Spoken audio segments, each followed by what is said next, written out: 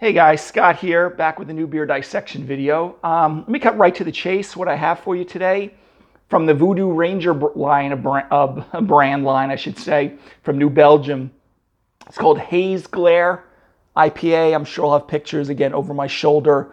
Again, I bought it from, and I may have it also pop over my face or shoulder, a new compilation pack from New Belgium, the Voodoo Ranger brand. There's, again, I always get this all wrong, but it's like 3 beers, 3 styles of IPA, 4 cans of each, or it's 4 styles of 3 cans of each. There were 2 of them in there that I had never had before. I've done compilation reviews on this channel before, so if that doesn't interest you, or you do like the Voodoo Ranger brand, look for those under the What Is style. This one had 2 of them that I never had before, but they also had like the traditional IPA in there. Again, I've said this in other videos. I like doing these type of beers because even though they may not be the best in the country, okay, there's a lot of other breweries that produce better beers. It's a commonly, easily available beer to get. Many people have it as a standby in the refrigerator. There's a million of them. I try my best to try to review them a little bit so you have a little information because there's some similarities to all of them. Some have a little bit more grapefruit, some have a little more orange, some are more tropical fruit. So that's why I try to review these here. So this is the latest one. I never, again, had this Haze Glare IPA. I'm assuming it's going to be one of the other hazies in the line of hazies. But Voodoo Ranger, New Belgium, was bought out by Big Beer several years ago. I always, one of the other videos I reviewed in this pack, I said, I want to say it was Lion Beverage bought them out. They're a big subsidiary of Kirin Beverage from Australia. I could be mistaken, but I'm pretty certain it's not Budweiser or AB InBev. They are still brewing, I believe, in Fort Collins, Colorado, Asheville, outside Asheville, North Carolina area. So again, I've had a lot of their beers, and every time you see that little skeleton guy, you know it's kind of Voodoo Ranger. And again, this is the latest one that I've seen in the stores. And there were 2 in that pack that I had never reviewed before. So anyway, let's check this one out here. Okay, so Haze Glare IPA, New Belgium, Voodoo Ranger brand. Okay, I'm not using anything special. I try not to use my shaker pines too much, but it doesn't do a lot for the beer. If you haven't heard me say that, but my other one was dirty, and I had a few breakages here at the house in recent days. So my tulip glasses bit the dust. So anyway, let's pour this out into my shaker pint. Okay. So it's definitely pouring like a hazy, juicy IPA. I'm gonna let it settle down for just a second.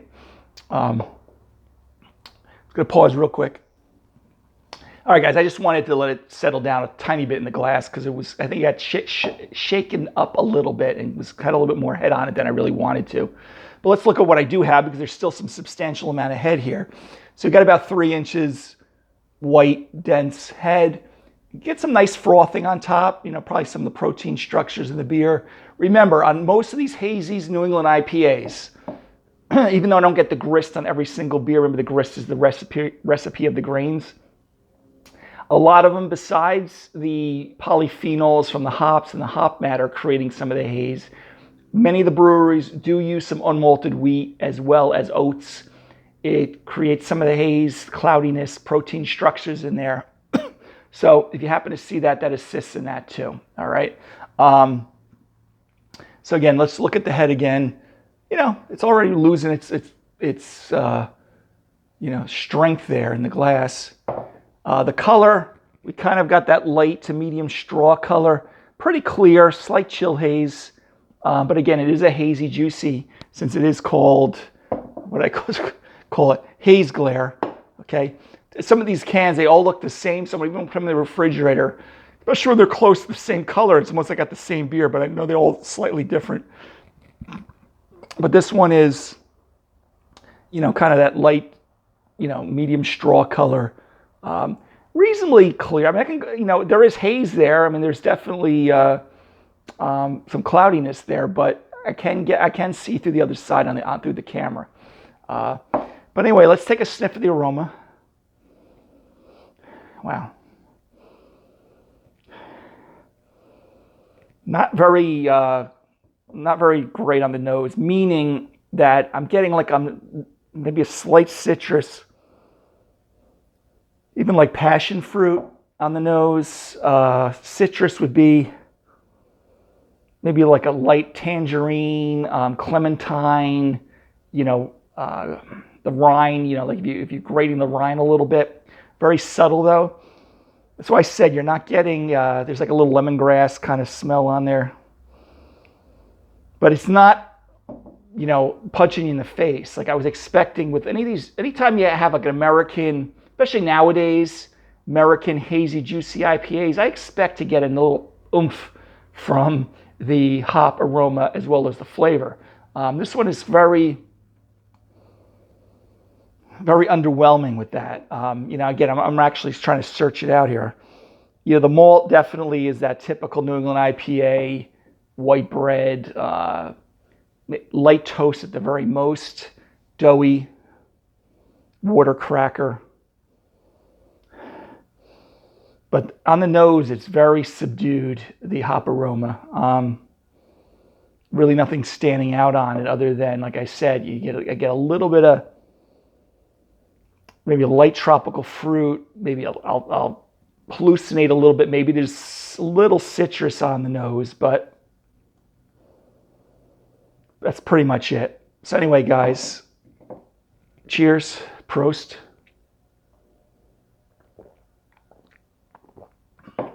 Oh. I didn't mention it's at 7.7% alcohol. I think the IBUs on this is like 30, 40. Don't mark my words. You can look it up. I meant to recheck it. I checked it yesterday when I got the pack. But the bitterness is definitely, kind of a moderate to pronounced. I can get it right on the front end here.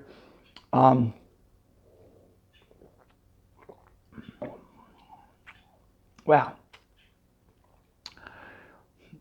There's something that's giving me some astringency, and it's not the bitterness level. It's almost like this, almost like a sour, but it's sour in the sense, again, those of you who are cicerones or studying, most of you know my history with that. I'm not saying it's contaminated. There's not like acetobacter or anything in there giving like a solventy type of taste, but there's something definitely like you're sucking on like a lemon peel or something like that. Kind of not quite sure what it is, but definitely almost like there's like a dishwater quality to it. Like, not that we drink too much dishwater, but you kind of get like this perfumey, acrid, sour-like kind of taste to it. And the canning date, this one, that's weird. This one doesn't have no date on this one. But I gotta say, because if I had popped over my shoulder this compilation pack, it had a best consumed by January 2024. I'm filming this in October of 23. So it's pretty fresh, okay? I'm going to assume this came in the same pack. It was probably canned very close to the same date.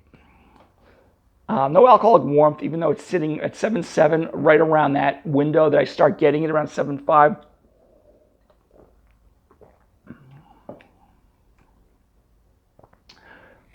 But there is that astringent bite on the front end of this. It's not very smooth and not great at all. The malt is still pretty neutral. White bread. Again, you're getting a little bit of the grapefruit. I even want to say too much grapefruit because it's not too much. Well, I shouldn't say it's too much grapefruit. You're getting kind of, though, that acidic, citrus-like kind of bite to it that's like over the top that you wouldn't expect in a beer like this because, a lot of other higher quality IPAs use, they're charging their beers a lot more with hops, and you'll get a lot more, citrus, orange, grapefruit character, pithy. This one isn't giving you that much, but it's just amazing how you kind of get that little bit more of that acrid. I'll just call it acidity. Give my air quotes here a little bit to it, but not really good, guys.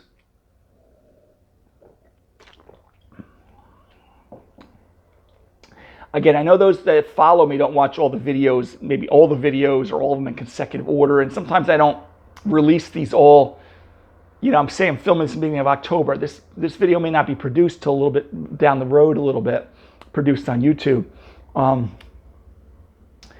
But the other beer I did in that compilation pack, I think it was the Cashmerized, was a little bit better. Still wasn't fantastic.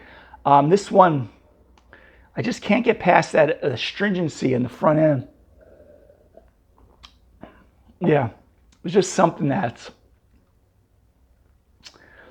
you know, there is a little, again, there's still a little bit of that tangerine orange peel, but there's something very unpleasant about on the front end, the astringency. I got to say, you know, like you watching this, you probably drink these Voodoo Rangers a lot.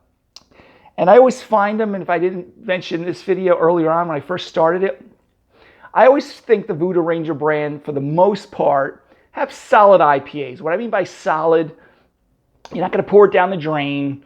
It's economical, easily available. You have it in your refrigerator. Company comes over, you have beer ready for them. It's not going to be like the big boys in New England producing stellar IPAs, but you're also paying $20 for a 12-pack versus $24 for a 4-pack at 16 ounces, okay? But they usually are highly drinkable and enjoyable. Most of them are, at least. And you kind of like, yeah, it's okay, it's good. You know, and you sit on your friend's deck or you bring a 6 or 12-pack over of them.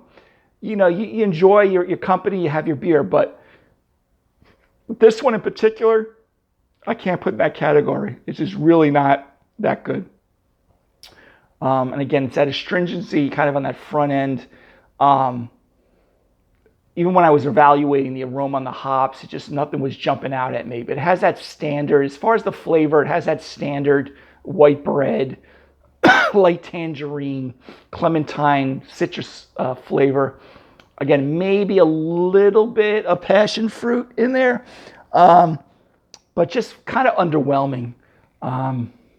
So grade-wise, guys, for this, I gotta grade this pretty low. I'm gonna give it a D for overall drinkability, enjoyability, and maybe I'll even go, I don't think I ever gave a beer a D- versus the big boys. They would squash them. I mean, there's a lot of other commercial big beer examples of IPAs that are better than this. So anyway, guys, an underwhelming beer, even though there was one of the other beers in that pack at least, and there's another one that I may not do a new review on because I've reviewed it in the past, that are graded a little higher. I think they were higher, more like C's, you know, C+, B-. Just not that great. It's just, I mean, you're not going to stick your nose up at it and be a beer snob at your friend's house if they serve this to you. But again, the Voodoo Ranger Haze Glare IPA, not a fan at all. All right.